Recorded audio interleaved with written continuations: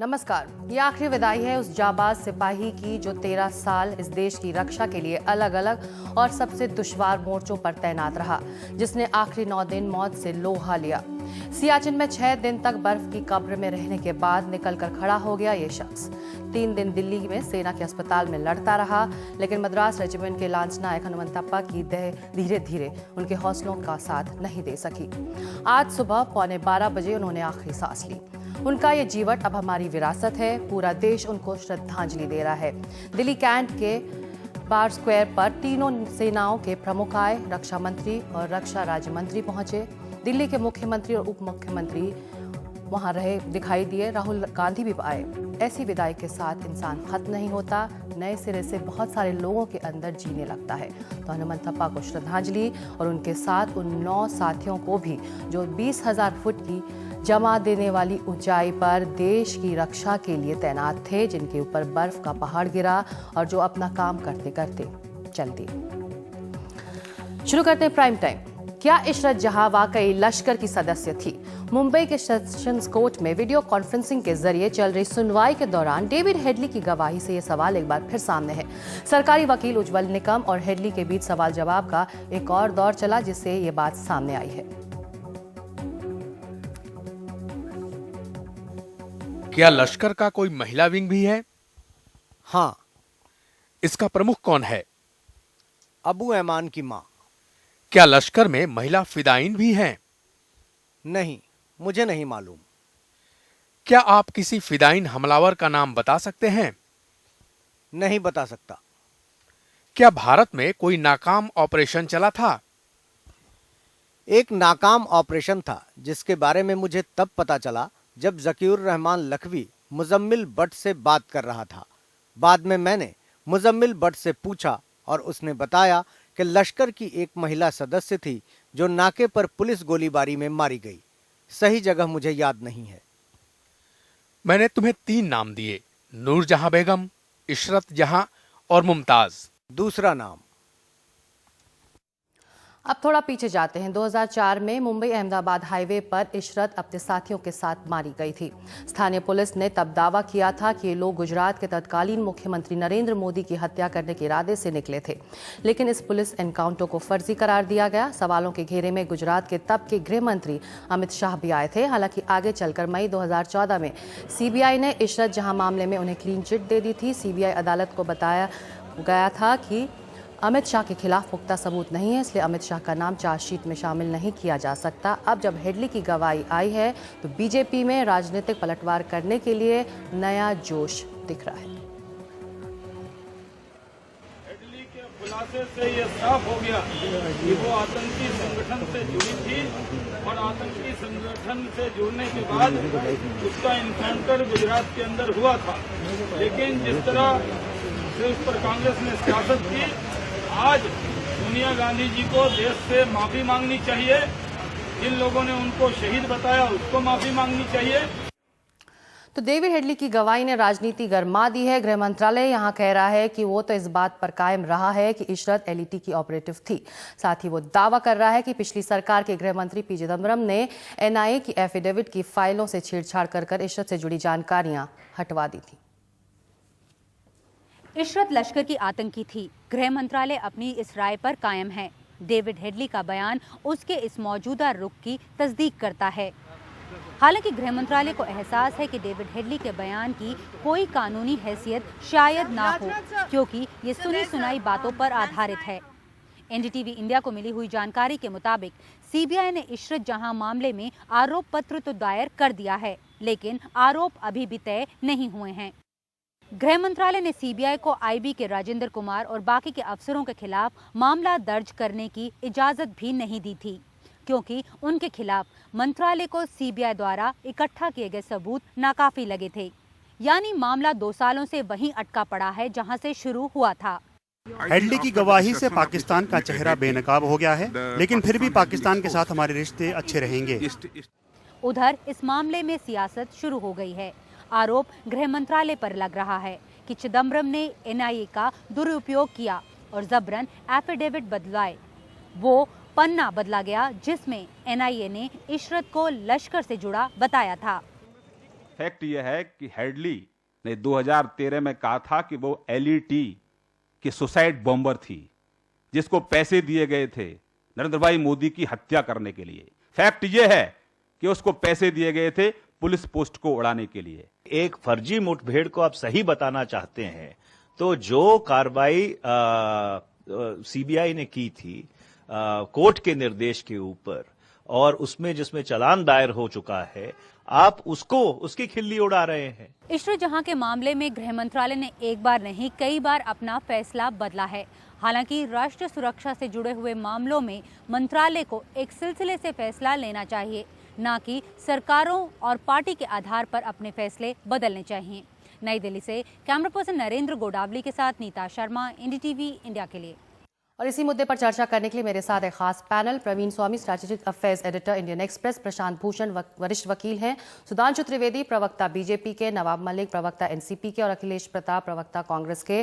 तो इन नेताओं के पास जाने से पहले मैं शुरू करूंगी प्रशांत भूषण और प्रवीण स्वामी से। प्रशांत, पहला सवाल आपसे। हेडली अदालत को बता रहा है कि इशरत लश्कर से जुड़ी हुई थी, तो क्या ये इशरत के फर्जी एनकाउंटर मामले में किसी तरह से बदलाव होगा, या फिर राजनीति तो बदल रही है आज के इस गवाही से, लेकिन वाकई मामला भी बदलेगा क्या? देखिए, ये बड़ी अजीब बात है कि भाजपा और ये सरकार और इस सरकार के जो लोग हैं वो ये दिखाना चाहते हैं कि इशरत जहान एलईटी की थी और टेररिस्ट थी। जैसे कि उनकी मानसिकता ये है कि अगर कोई एलईटी का हो या टेररिस्ट हो तो उसको फर्जी मुठभेड़ में उसको पुलिस गिरफ्तार करके उसके बाद फर्जी मुठभेड़ दिखाकर मार दे, और ये इस देश के कानून और संविधान में परमिसिबल है और ये ठीक बात है। दूसरी बात ये है कि कौन ये बात कह रहा है? डेविड हेडली, जो कि सेल्फ कन्फेस्ड टेररिस्ट है, खुद कहता है कि मैं टेररिस्ट हूं। उसको ये मोदी सरकार ने पार्डन दे दिया, जिसको सुप्रीम कोर्ट ने बोला है कि ये बिल्कुल गलत तरीका है लोगों को इस तरह से माफ करने का इतने संगीन अपराध में, और पार्डन देने के एवज में उससे जो चाहे कहलवा रहे हैं। जो जिस तरह का बयान उसने दिया है उससे ये कहलवाया गया। वो कहता है कि पहले उससे पूछा कि कोई फीमेल सुइसाइड बॉम्बर्स एलईटी में थी, वो कहता है कि मुझे नहीं पता। वो कहता है किसी का नाम बता सकते हैं, कहता है मुझे नहीं पता। फिर उससे पूछा कि कोई बॉच्ड अप ऑपरेशन था क्या हिंदुस्तान में, उस पर वो कहता है कि हाँ कोई बॉच्ड अप ऑपरेशन था, और उसके बाद उससे ये कहलवाया जाता है कि भाई इशरत जहान।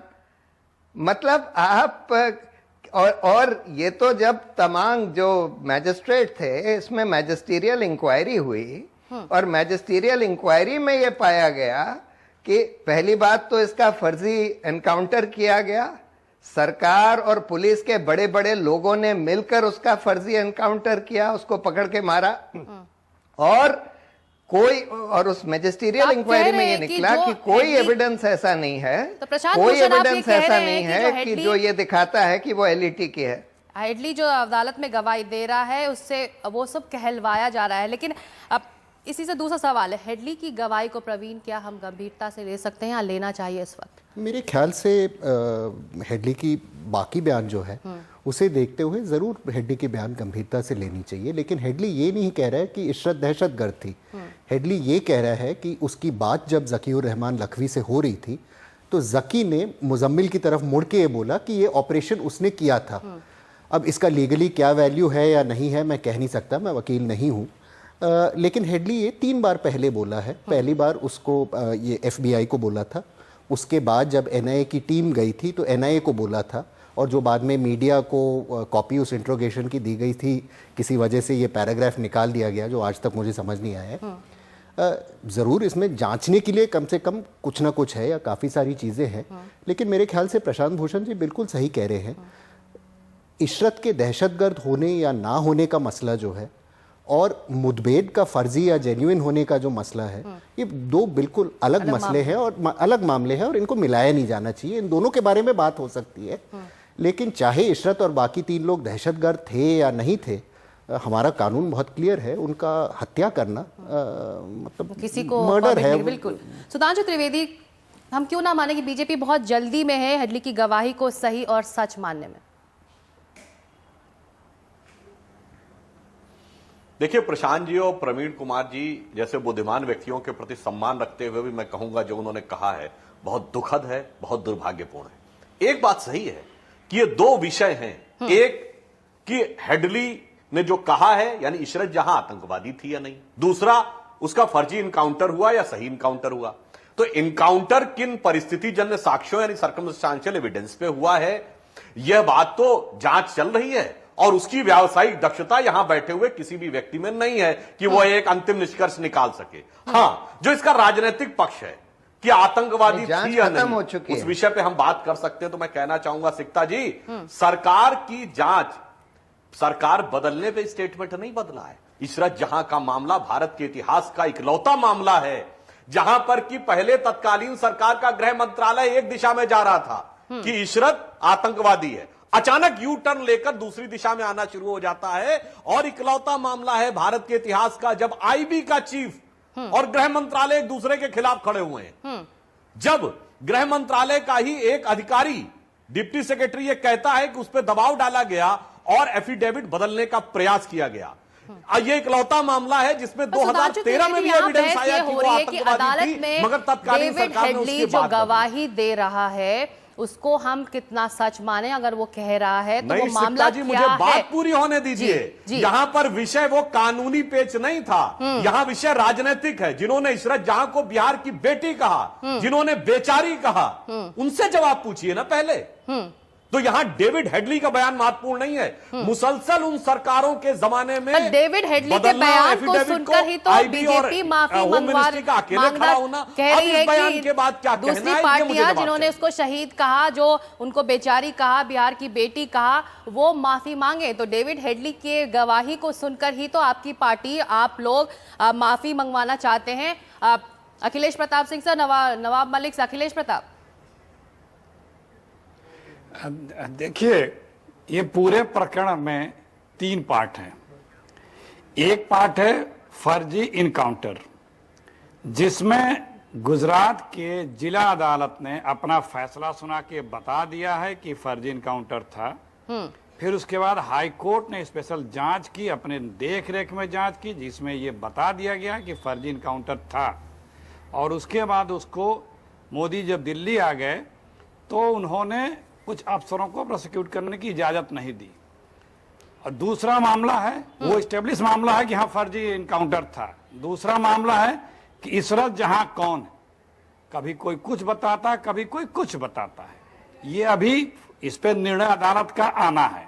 आपके गृह मंत्रालय ने क्या बताया था और आपके आईबी ने बता दिया? बीजेपी अपने पक्ष में इतना बता रही है क्योंकि गुमराह करने वाली पार्टी है, गलत बयानी करके लोगों को गुमराह करने का बात। तो बीजेपी का नेता क्यों नहीं कोई कह दे रहा है कि इस बयान के बाद हम लोग कोर्ट जाएंगे, जांच करके रिपोर्ट सबमिट करेंगे और ये साबित करके बता देंगे कि ये आतंकवादी थी। भाई, एक में कोर्ट बता चुका है कि फेक इनकाउंटर है, इसमें भी जो कोर्ट कह दे ये क्यों नहीं कहते हैं?